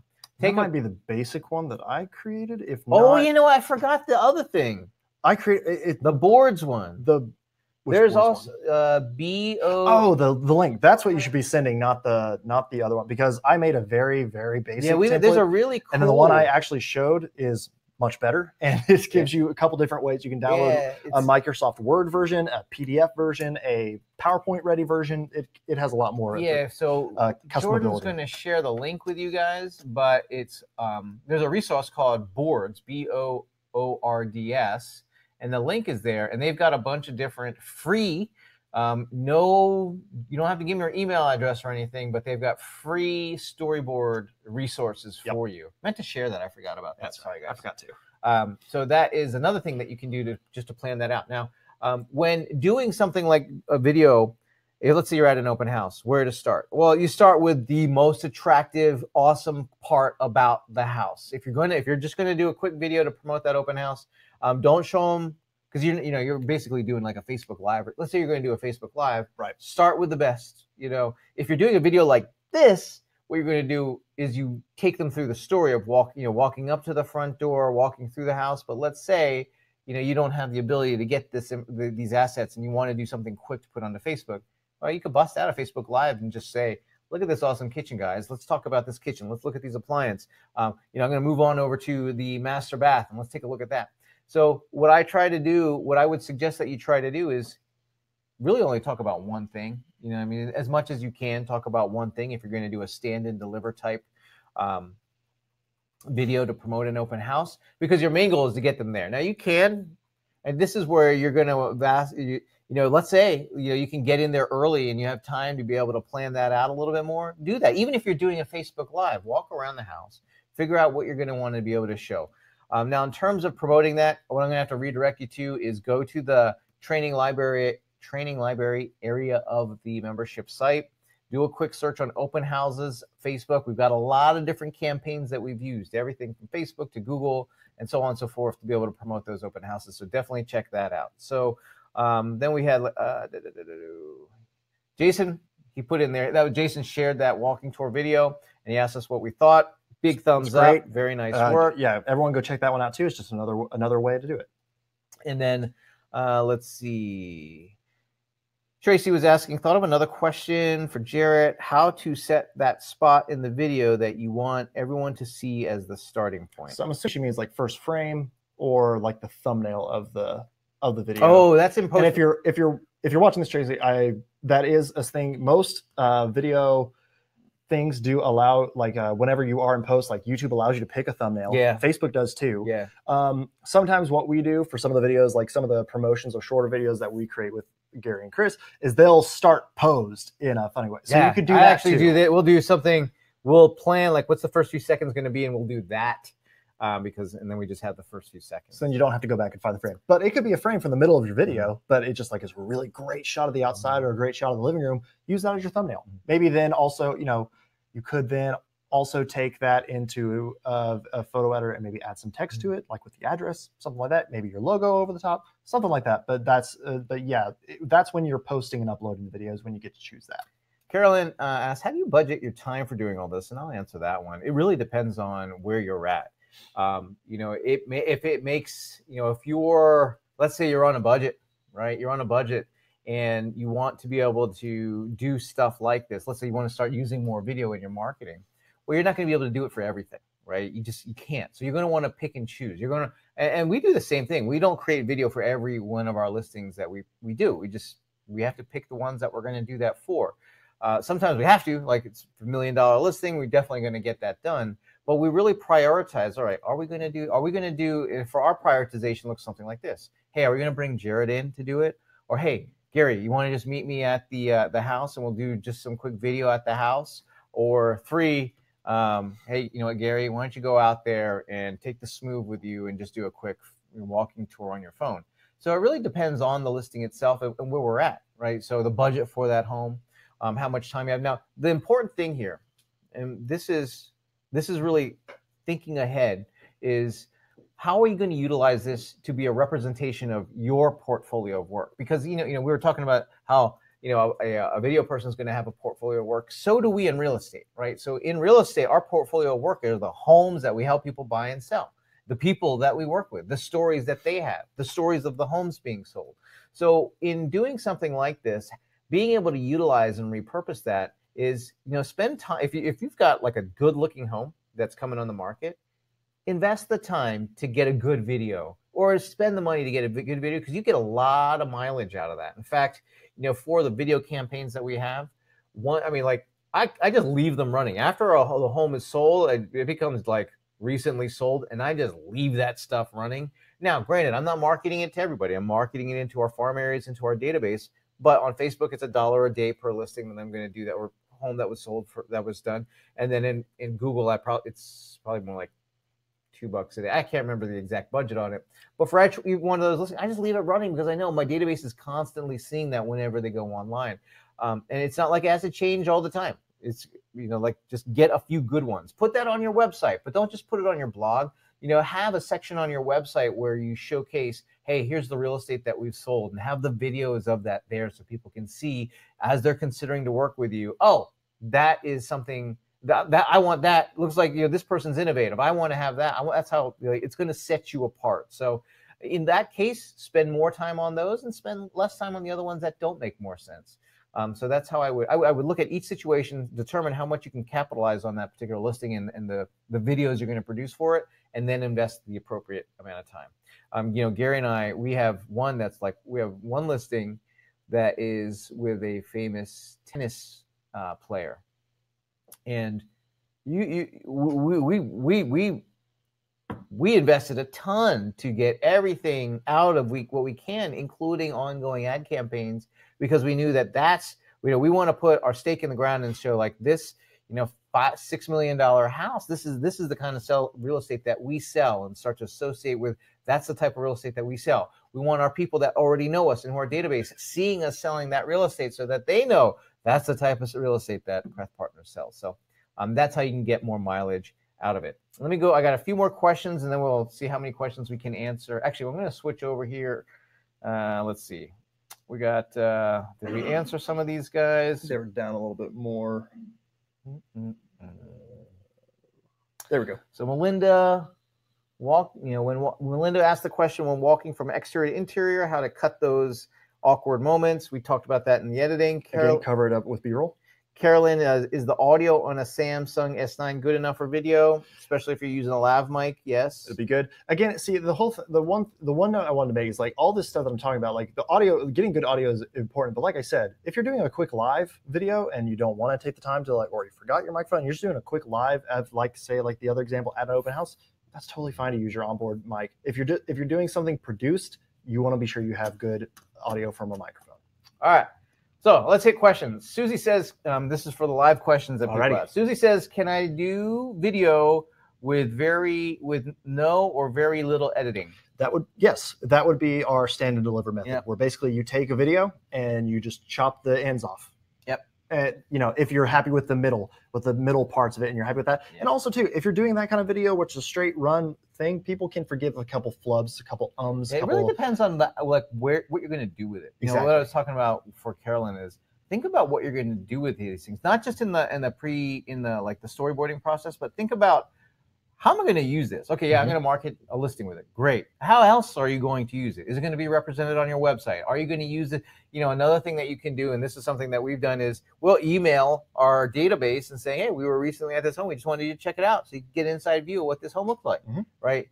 And there's the video. So if I'm doing that, I'm going to have a higher level of production. If I'm just trying to attract people who are in the market to hit a landing page, I can get away with a lower level production. Just depending on the real estate itself, right? So It just depends, and here's the thing. You don't have to start at, 100 miles an hour, like Jarrett level videos. You can start, that's the great thing about it is, start off with something small and work your way into what you're comfortable doing. One of the things that people have been talking about doing video in real estate forever. And for a long time, it has, I would say that it struggled to take off for a number of different reasons. One was the hassle factor of getting it done. The second was, hey, our photos really, aren't photos sufficient? But here's what you're seeing is that, and back in the day of when most, I think it took a long time to take off until something very important has happened in the last 2 years, which is the news feeds on the primary places where we get information are being dominated by video. People are spending more time on YouTube than they are on Netflix and Facebook combined. So now all of a sudden, this dynamic of online video, right? This dynamic of online video being the preferred method of consuming information over television, right, for a lot of people, is that now all of a sudden video is the preferred level of consumption of this information. And so now, you need to be working with video. You have to start working with video because that's what's being preferred. That's what people are wanting to have. And so whereas they didn't demand it before, just through the consumption trends and the changes in where we consume our media on Facebook, on YouTube, on the phone, on Netflix, now all of a sudden, that's where you're starting to see people like Facebook reporting that, hey, in a few years, 80% of the news feed is going to be video. You already start seeing that those formats being favored in advertising campaigns. I see it in Facebook. I see it in my Google Ads account. When I use video, that conversion is far less expensive to achieve when I'm using video versus static photos. So that is, I forget what the question was there, but anyway. So Sean was asking the question, I I have to do a video walkthrough. Let me see. Can I get rid of this question? So, okay. Sean says, I have to do a video walkthrough preview this evening for a client. Any tips and procedures? I feel like we've pretty well covered. Yeah, I mean, because I mean, again, you're just doing our tier 1 send and deliver kind of. If you're doing it with another person going through the house, yeah, it's the same kind of thing. It's the same concepts apply. I feel like that's what we've talked about. Yeah, I mean, let's say I thought someone else was saying that they use a stabilizer to be able to show people property that they're going to purchase who are out of state to be able to do a walkthrough. You're going to be able to accomplish a lot if you just think about what you're going to do, right? And just utilize the tips that we shared about, think about the lighting, think about all this stuff. The replay will come out here shortly, so you'll be able to watch it, Sean. Lisa says, what about captioning? We talked about that. Lisa also says, what was the ROI on it? How many click-throughs, unique visitors, and amount of engagement? Goodness, I'd have to pull. Well, I didn't use that specific, because Jarrett created that specific 60-second video. But I've got like a tremendous amount of videos on it. Really hard, your question on ROI is really hard because the marketing system that I use doesn't allow for me to easily understand all of the investment that I make to acquire a customer. Let me give you an example, because we talk a lot about ROI in real estate. We talk a lot about ROI in business in general. And I oftentimes feel like it's a bit of a loaded, the word that I want to use. It's a bit of there's big misunderstanding on it. So let me give you an example.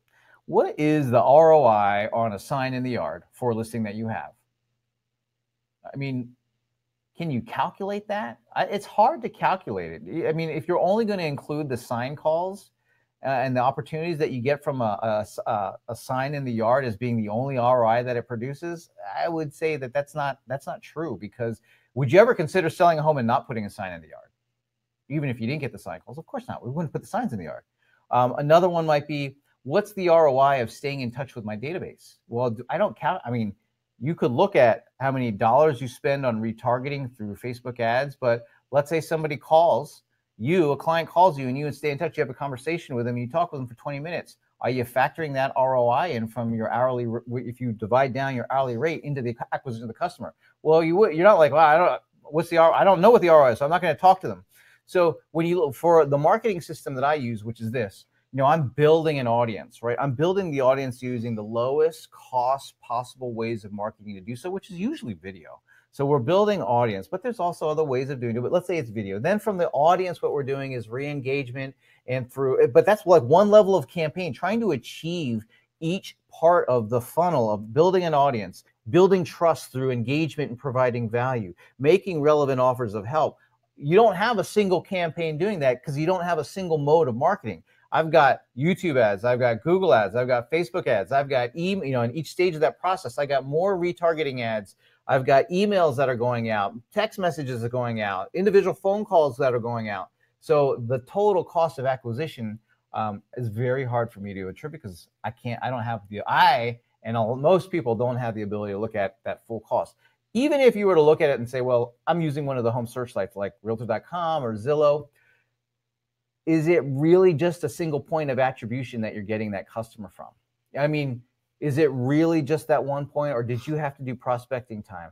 Gosh, a lot of times what happened to me is we ended up getting customers from home search sites that were already going to be our customers, right? And so what was the ROI on that? Well, I probably lost money on it, because I would have gotten that person even if I hadn't done it. So that's a bit of it when we talk about ROI and getting in the details. Now, here's what I would say, Lisa, is that create your own benchmarks. Track it for yourself. Create your own benchmarks, because you're going to, I could do it and you could do it. And guess what? We'll get different results.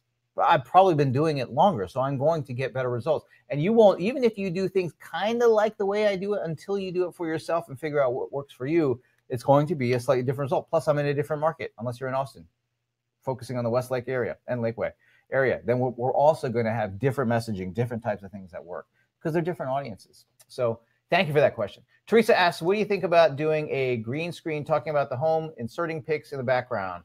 I don't think it's lazy. I just think that you're missing out on the opportunity.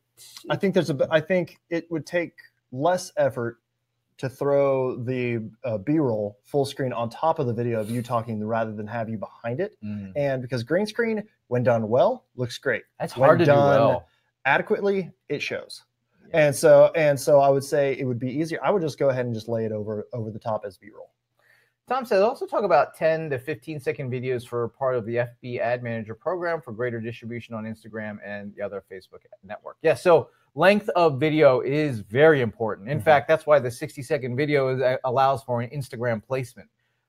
So you 15, getting a video down to 10, 15 seconds is hard. The shorter it is, the harder it is. I would say for that, you would just want to probably do a slideshow type of video where you're showing off your images, you're showing off some video of the room, and then maybe do some narration underneath it, but not ever probably actually cut to you, because in that 10 to 15 second time slot, you need to be showcasing the house to grab the attention. So I would say I would do a mix of probably just B-roll only with narration underneath. Now I'd have to look at the most recent ad for like the creative formats. I know like Instagram, it's a 60-second placement. I forget the video length on Facebook. You don't have to have a short video for it. I mean, it can actually be like an hour unless you're doing like stories ads and stuff like that. Then it is different. But I can't remember off the top of my head what those are. But yes, Tom, I always look at where is the video going. So I'll give you an example. If I know the video is only going to go on social media, like in the Facebook news feed, I will usually tell Jarrett to drop the opening sequence and just jump right into the video.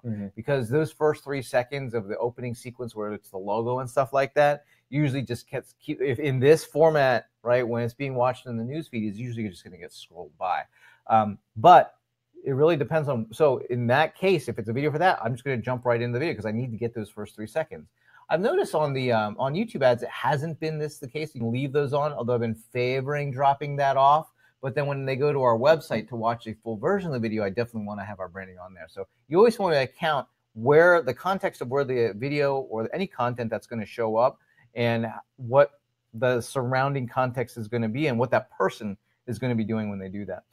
Lisa says, does the light come with screens so you can add diffuse? Yes, it does. It's like I have the diffuser lens inside this newer light right now, but it also comes with a pink colored lens and a orange colored one to help adapt with other light situations. Angela was asking, can the light be adjusted? Yes, it can. It can. It has a little dial on the side that makes it brighter or dimmer.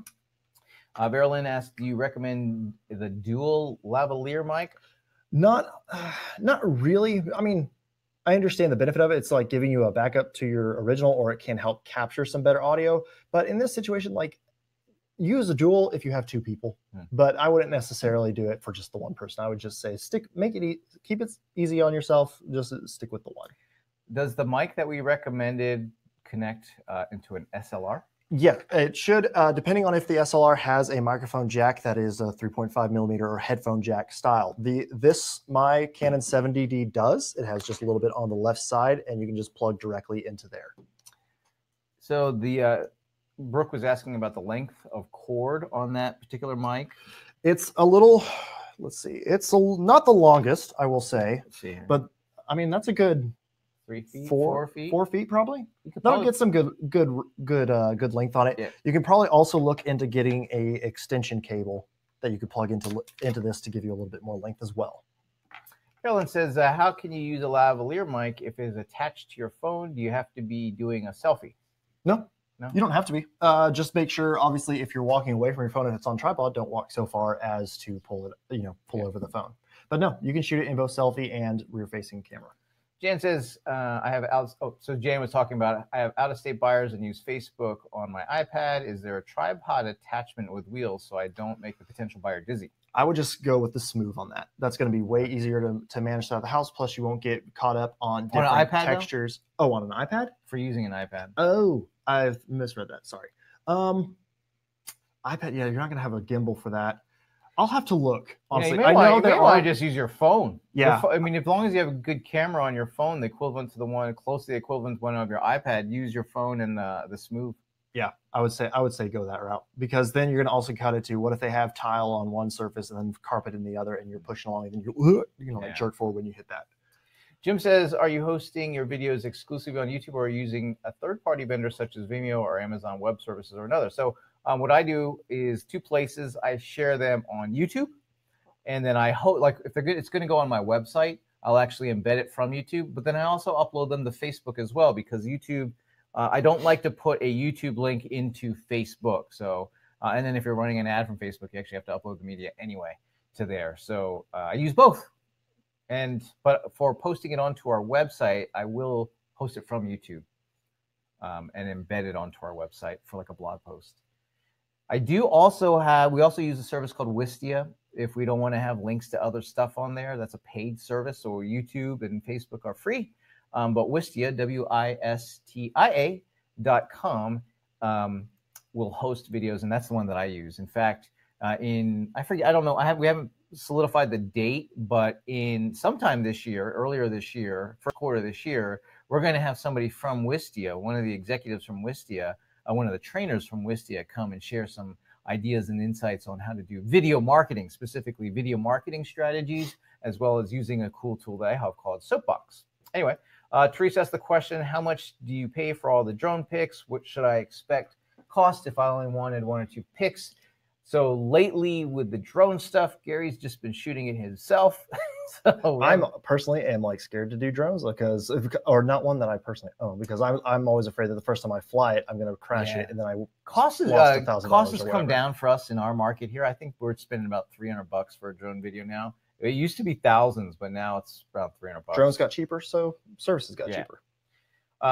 So the drone that we're using, I forget what it is. It's a really cool one. It was expensive. It was like $300, I want to say, but it does all the self. Yeah, I've only seen it a couple times, so I'm not sure which one it is either. Yeah, I forget which. I can ask Gary.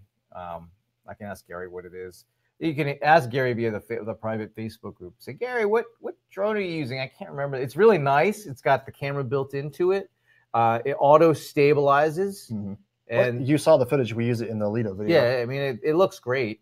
And but it was like, it might have been even $400. I can't remember. It was. I was like, what? We spent that much money on a drone? He was like, well, it's gonna be great. Fun toy. So anyway, Felix asks. He asked about the drone. John says, what do you do regarding low light? I have a DJI. So with low light, I mean, that's going to have more lights. Like I said, these are only $30-ish at a pop. You can also buy a kit. I'll have to find the link again for that one, but I have another like bigger light kit, not quite as big as the ones we use in here, but you can, for about $250, that comes with light stands and 2 lights that you can use. As far as that, make sure all the lights are on. If it's in the daylight, open the windows and everything. You're going to you'll be blowing out that backyard a little bit. Like you're not going to be necessarily able to see that much, but it's going to still brighten up the inside of the house. Also, I would just avoid shooting it later hours of the day. Gotcha. Tekia asks, do we sit with our videographer and design the storyboard together, or tell the videographer our concept and let them create the storyboard? I would say, starting out, yeah, I'd probably either you design it first yourself and just give it to the videographer, or design it and meet with the videographer, see if they have any suggestions. If you use the same person enough to get comfortable with them and they understand what you want and you know that they can deliver what you want, then yeah, I'd say I'd get to the point where I'd be like, hey, I have this new listing. You know the drill, and they can do all that stuff, try some different things on themselves. I would say adjust with time. Well, it was my suggestion. It depends on how certain you are about what you want. And so if you don't know and you don't really want to look around, find somebody who's done specifically real estate videos and be like, tell me what I should do. Now you're going to pay more for that. Yeah. Or why are you going to pay more for that? Because they're going to have to do that process for you, and it will be embedded in the cost of the project of them trying to discover what it is you want. Because even them telling what you do, you're going to know what you want by the end of the project. How many times have you like worked with a client where like, oh, you just do whatever, and then like it took a really long time because they wouldn't tell you what they wanted up front, right? But you discovered it through the process. Instead of taking 2 hours, it took 20 hours. Right. Yeah, it's happened quite a few times. So that's what you want to prevent happening, because they won't like you after that. By the way, you're not going to work with you too much. So what I was Unless we have you on the hourly payment. unless plan, you're on then an hourly payment, yeah. But what you want to do is have an idea of what you want. So go through that storyboarding process, and then definitely sit down with them and or have a Skype conversation and talk about it. Because at that point they have an idea of what you're looking for, and now they can insert their expertise and their knowledge to be able to take that and make it something more awesome. Tom asks, do you use Keynote app for your storyboard? No, we do not. We provided some tools and resources. One of the templates is openable that is provided. One of them used to have, Pages way back when, as part of the iWork, used to have a built-in storyboard template. And I was looking through it now, and they took it out. I don't know why, because it was awesome. We got the boards, the boords.com resources, cool ones there, Tom. And you can open those in PowerPoint and stuff like that, so you might be able to open it in Keynote and use it there. Carol says, is there a rule for length of time for a video to keep the viewer interested? So here's what I'm going to tell you, is that not all viewers are the same, right? So you're going to have some viewers who don't give a crap about the video and will watch none of it. You're going to have some viewers who watch it and are mildly interested in it for the first few seconds. You're going to have some viewers that watch it maybe halfway through. And then you're going to have some viewers that watch the whole thing. So who do you cater to? You have to cater to the person who's going to watch the whole thing. Who's the person who watches the whole thing? The one who's really interested in what you have to say. And so the more information you can provide in that case, thorough. You don't want to go off the deep end. But a lot of times when I get this question a lot about how long should a video be? Mm-hmm. And that is not the right question to ask, because you really have to ask, who am I making this video for? Am I making this video for the person who's interested or the person who's not interested? All right. Well, you're going to have to get through a lot of people who are not interested to find the few who are. For our average video length is anywhere from 2 minutes to, for real estate, 2 minutes to maybe 7 minutes. And it doesn't matter what video it is, the average watch time is somewhere between 50 and 60%. Yeah. It doesn't matter if it's a 1 minute video or 8 minute video, 10 minute video. Average watch time, that means if you average out the length of time, average out all the viewers, the amount of time, it's about half of it. So what does that tell you? It means that there's people who are not interested, people that are kind of interested in, and people really interested in. And so I wouldn't look at it and say, how long should this be? I would ask a different question, is how do I provide value very quickly? And how do I provide to the person who's really interested in a high level of value? And so you will keep people on longer if from right in the get-go, you're providing a great amount of value instead of just meandering through the house without a real intent or purpose. Start it off. Here we are at this place. Let's go take a look at the kitchen. Let's go take a look at this. You want to provide a lot of value in there, and you want to be quick about it. But don't stop if you're only halfway through the house and you haven't gotten to some of the more really awesome things, like you haven't gotten to the backyard that has this great pool and so on and so forth. Keep going even if you're after 5 minutes. All right. So it's the same thing in videos as it is with when you're writing information. A lot of times people say when you're writing an email, it's like, oh, you don't want to write a long email because people aren't going to read it. Yes, true. A lot of people will not read it.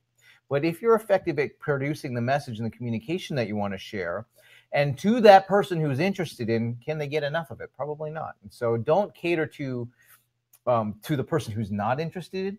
Cater to the person who is, because you're really trying, what you're really trying to do in that case, you're trying to ring the bell. You're trying to beat the gong and get people's attention. Not everyone's going to stay connected. It's the person who is interested.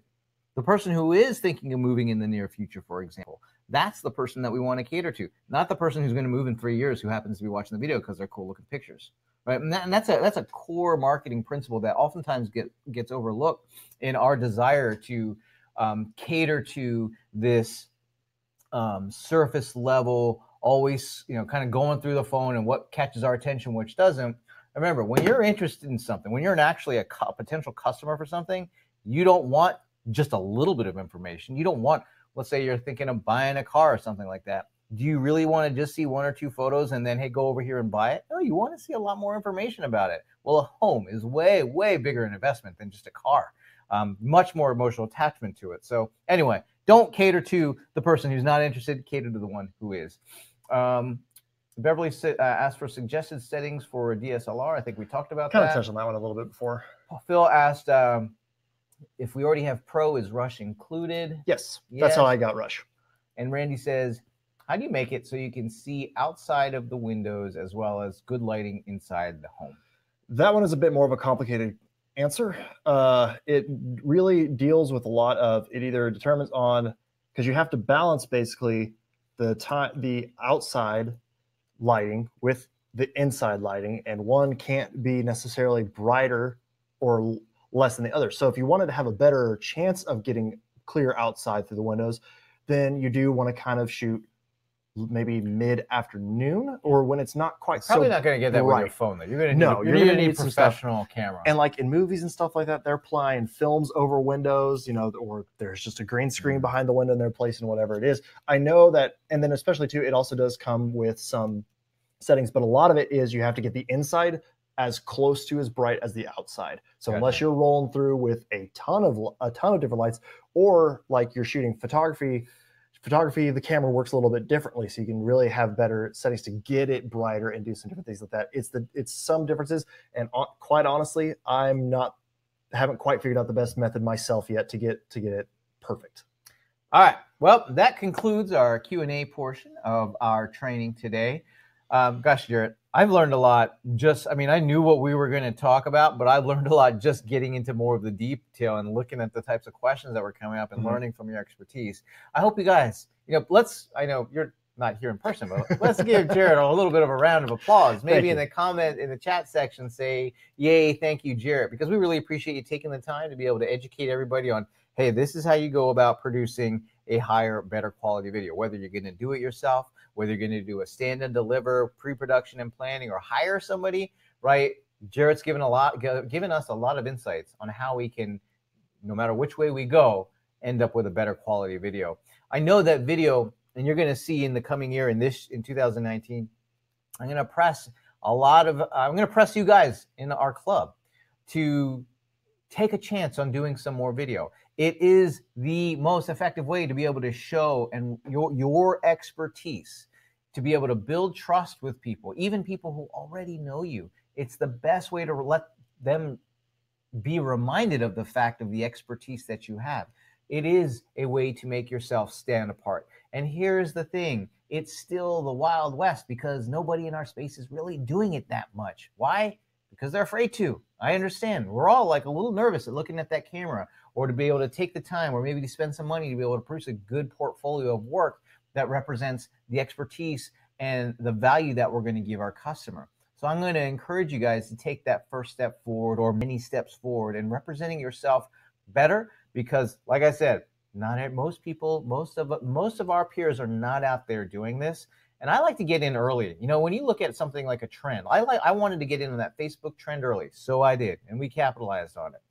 Video is one of those things. You see the trend lines already going in this direction. When people are watching 1 billion hours of YouTube videos every single day, it's not a trend anymore. It's a shift in consumer behavior. Get in early. Get your YouTube channel set up. Start producing these videos. Get out there early so that you can dominate and be the person who already gets to capitalize on the continuing trend and shift that's going to take place. Anyway, thank you guys for being here. I know we've been here almost 2 hours. Thank you, Jarrett, for hanging out with me. Welcome. Thank you.